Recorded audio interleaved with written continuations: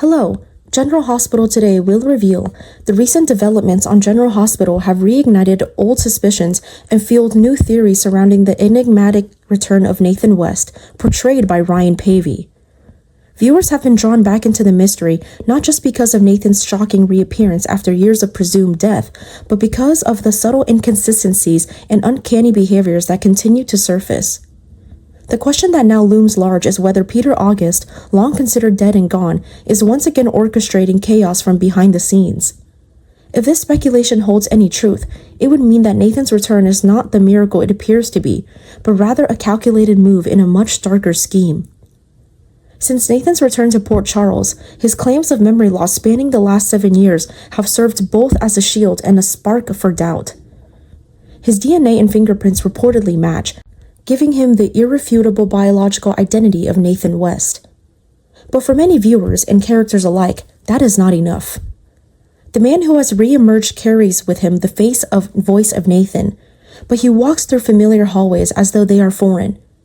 He recognizes people he shouldn't, forgets moments he should cherish, and displays skills that the real Nathan never possessed. It's not just the gaps in memory that are troubling, it's the feeling that something about him simply doesn't align with the man Port Charles once knew. One of the clearest and most unsettling red flags came during the January 29th episode, when Nathan recited the entire periodic table of elements without hesitation. This revelation stunned Lulu Spencer, who had shared a close and intimate history with the real Nathan. Such an extraordinary feat of memorization is not something one could brush off as incidental. Nathan, during his time as a police officer and a family man, had never shown any signs of such scientific prowess. In fact, it seemed entirely out of character, a trait more suited to someone with a radically different background. The fact that he could rattle off atomic weights and element symbols so effortlessly struck viewers as jarringly artificial, more akin to something programmed than naturally learned. This raises deeper questions about what or who Nathan has become. Is he a clone? A brainwashed puppet, or someone surgically and psychologically altered to mimic Nathan? These are not baseless questions in the world of General Hospital, where WSB experiments, memory transfers, and advanced medical manipulation are all part of the show's rich history. And if such a transformation did occur, there's only one name that could plausibly be attached to a conspiracy of this magnitude: Peter August. Known for his deep entanglements in espionage, his mystery of manipulation, and his vendetta-fueled motivations, Peter may have found a way to weaponize Nathan's legacy. Peter's supposed death left a vacuum in the lives of many, but it also left behind a trail of unresolved hatred, deception, and damage. The possibility that he has returned or that he never truly left presents a chilling possibility. If Nathan is a part of Peter's lowest plot, it would mean that Peter has once again found a way to infiltrate the emotional and psychological core of Port Charles. And what better way to manipulate than through the resurrection of a beloved character, weaponized for maximum emotional impact? It's a cruel but brilliant tactic, one that fits Peter's profile with disturbing precision. Additionally, Nathan's behavioral shifts have gone not unnoticed. His emotional responses seem mismatched at times, rather delayed or exaggerated, and he occasionally refers to people or events with an awkward unfamiliarity, even though they were central to the original Nathan's life. There's a mechanical quality to his interactions, as though he's accessing stored data rather than organic memory. These strange behavior hints at either intense trauma or external conditioning, both of which fall squarely within the capabilities of Peter's past schemes.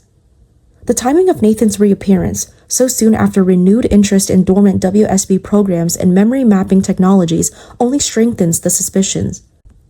There are more of those in Port Charles, particularly Maxie and Dante, who desperately want to believe that the man in front of them is truly Nathan.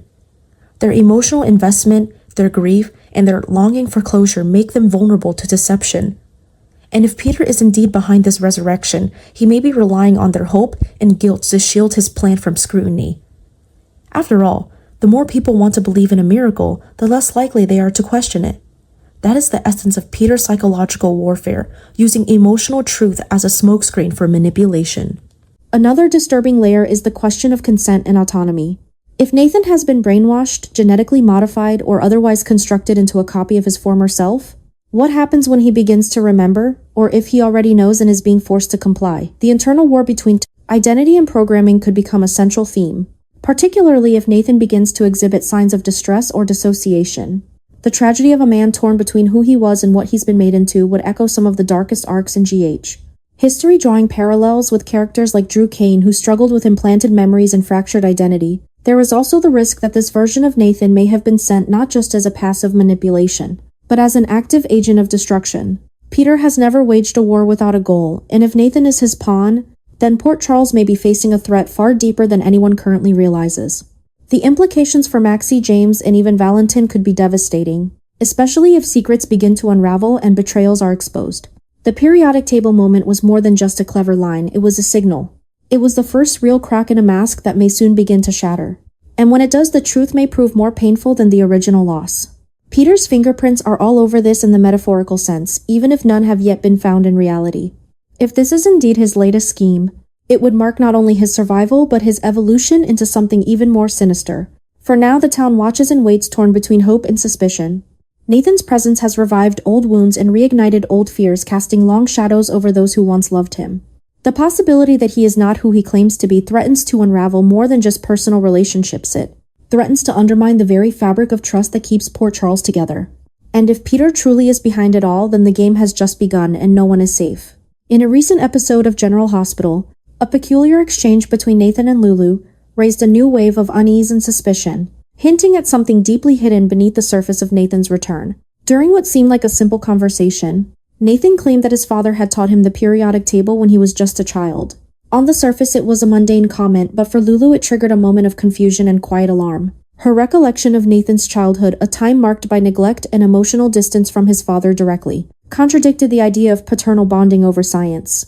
To her, the Nathan she once knew had never spoken of his father as nurturing or engaged. Quite the opposite, his father had barely shown interest in his son's upbringing. This discrepancy sparked more than just nostalgia. It raised critical doubts about the authenticity of Nathan's memories. When she gently pushed back on his recollection, Nathan offered an explanation that only added to the mystery. He claimed that his father had in fact encouraged his scientific curiosity early on, urging him to memorize information like the periodic table as a form of mental discipline. However, his father later lost interest when Nathan failed to progress beyond rote memorization. The story seemed oddly constructed, as though Nathan were drawing on information not from lived experience but from a script, a backstory patched together to explain something that never truly happened. The conversation had an uncanny tone, one that felt like a veiled confession rather than a fond memory. It was too formal, too exact, and too emotionally flat for someone recalling a formative childhood experience. Lulu couldn't help but notice the mechanical rhythm in Nathan's tone, the way he recounted this memory with clinical detachment. The deeper she listened, the more it felt like a preloaded memory rather than a spontaneous one. This strange narrative deviation seemed to unlock the door to a much more disturbing theory. What if these memories, they weren't Nathan's at all? Parallel to this growing confusion is the shadow of Peter August, the man long presumed dead, yet never truly gone in the minds of those he scarred. Peter had always carried his own wounds, particularly his bitter resentment towards Cesar Faison, the man who fathered him but never truly claimed him. Faison's abandonment of young Heinrich, sending him away to a cold and distant boarding school, refusing to acknowledge him as a son, left a mark on Peter that defined the core of his twisted sense of justice and identity. This sense of betrayal shaped his obsession with control and legacy, driving him to manipulate, deceive, and dominate the lives of others. But what if Peter's obsession didn't end with death? What if in the ultimate act of revenge and self-preservation, Peter found a way to preserve himself not physically but mentally, transferring fragments of his own consciousness, his memories, or his emotional imprint into someone else? In a world like General Hospital, where medical and scientific experimentation walk the edge of possibility, the idea doesn't seem too far-fetched. If Peter truly survived or engineered a posthumous plan, could it be that Nathan, or the man claiming to be him, is now carrying Peter's thoughts, skills, and trauma? It's not necessarily that Nathan is Peter, but perhaps Nathan has become a vessel, infused with Peter's memories or even overwritten in part by Peter's sense of self. Such a plot would explain the inconsistencies in Nathan's recollections and personality, his sudden expertise in unfamiliar subjects, and the occasional glimmers of a worldview that feels too cold, too calculated, too much like Peter. If this theory holds any truth, it would mean that Peter is not just haunting the lives of those he harmed, he is living through one of them. Further complicating this theory is Nathan's emotional admission to Lulu. He confessed that there is nothing he wants more than to be the man she believes he is. This moment, while seemingly heartfelt, dripped with an undertone of desperation. It sounded less like a vow and more like an apology. As if deep down Nathan knows that he is not fully who he claims to be. The weight of expectation is crushing him, and the desire to live up to an identity that may no longer be his own reveals a chilling crack in the facade. This statement could be interpreted in two ways. On the surface, it might appear as a sincere declaration of love and longing, a man struggling with memory loss who wants to reclaim his past. But underneath it might suggest a tortured consciousness, someone internally battling between who they once were, who they now believe themselves to be, and who they are becoming. If Peter's presence exists in any form within Nathan through implanted memories, medical manipulation, or psychological conditioning, then the man standing before Lulu is engaged in a silent war with himself. This duality, if real, would explain so much: the mismatched memories, the abrupt emotional shifts, the robotic precision of his speech, and the eerie calm with which he delivers unsettling revelations. It would also turn Nathan into a tragic figure, one who has become collateral damage in Peter's final gambit. Rather than simply rising from the dead, Peter may have chosen to hijack a legacy to plant his essence in someone beloved, effectively forcing Port Charles to welcome a ghost into their midst.